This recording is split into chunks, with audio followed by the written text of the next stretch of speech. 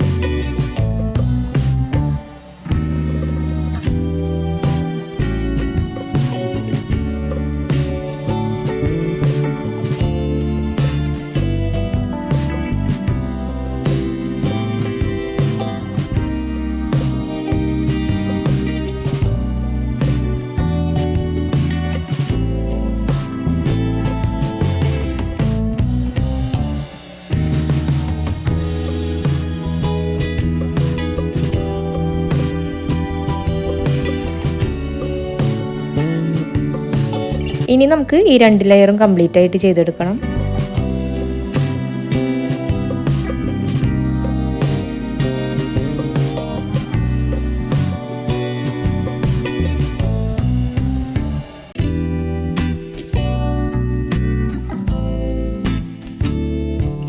Centre പോർഷനിലായിട്ട് ഒരു സീക്വൻസും ഒരു sugar ബീഡായിട്ട് കോർത്തെടുക്കുന്നുണ്ട്.